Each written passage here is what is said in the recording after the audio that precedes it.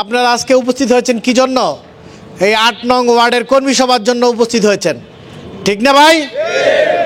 আপনারা দীর্ঘদিন রাজপথে আন্দোলন সংগ্রাম করছেন না ভাই? আপনারা জুলুম নির্যাতনের হামলার শিকার হয়েছেন।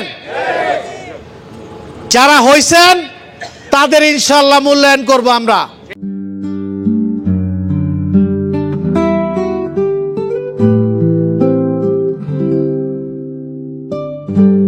আপনাদের নেতা সেই হবে যে আপনাদের সুখ দুঃখে কষ্টে আপনাদের সাথে থাকবে। আমাদের এক সহযোদ্ধা বলেছেন যে আন্দোলন সংগ্রামে আমরা অনেক ভূমিকা রেখেছি, আমাদের সন্ত্রাসী আখ্যা দিয়েন না, আমাদের অবহেলা করেন না। আমি বলতে চাই ৫ তারিখের আগের রাজনীতি ছিল একরকম, সরকার বিরোধী ফ্যাসিবাদী সরকারের বিরুদ্ধে আন্দোলন ছিল।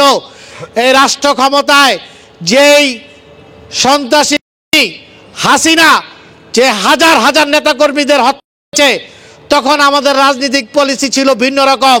শেখ হাসিনা আওয়ামী লীগের নেতাকর্মীদের এতিম করে দেশ ছেড়ে চলে গেছে, আর রেখে গেছে কিশোর গ্যাং কুলাঙ্গার লোকজনকে, যারা এখন সারা দেশে চুরি ডাকাতি ছিনতাই চাঁদাবাজি সহ সমাজে বিভিন্ন অপকর্ম করছে এবং তাদের নেত্রীকে গালি দিচ্ছে যে আপনারা আমাদের ফেলে চলে গেলেন, আমাদের ভবিষ্যৎ এখন অন্ধকার, আমাদের এখন চাঁদাবাজি চুরি ছিনতাই করে খেতে হয়। আপনাদের এইখানে আমাদের এই দলের অনেক চাঁদাবাজ আছে, যারা মুখে বড় বড় কথা বলে, সুন্দর সুন্দর বক্তৃতা দেয়, কিন্তু তারাই সবচেয়ে বড় বড় চাঁদাবাজ।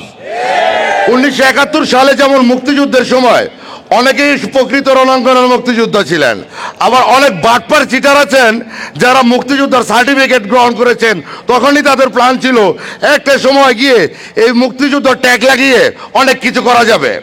ঠিক তেমনি বিগত দিনের যে আন্দোলন 16-17 বছর এই দলকে টিকিয়ে রাখার আন্দোলন, এই ফেসিবাদ সরকারের বিরুদ্ধে গুলি খাওয়ার আন্দোলন, 13-14 সময় যখন ঘরে ঘর থেকে ডেকে নিয়ে ছাত্র নেতাদের ক্রসফায়ার দিচ্ছিল, সেই আন্দোলন, কোনো আন্দোলনে কিন্তু আমরা যারা এখানে স্টেজে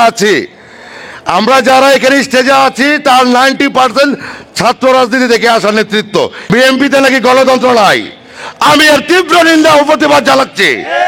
বাংলাদেশে এমন একটি সংগঠন বিএনপি, শহীদ প্রেসিডেন্ট জিয়াউর রহমান আদর্শে গড়া দল।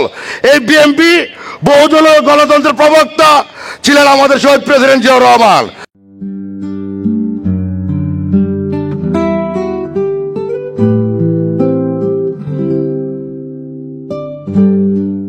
আমাদের আবশ্যক দেশনেত্রী বেগম খালেদা জিয়া এই গণতন্ত্রকে পুনরুদ্ধার করার জন্য, আপনারা জানেন এই 80 বছর বয়সেও উনি জেল খেটেছেন, কারাবরণ করেছেন।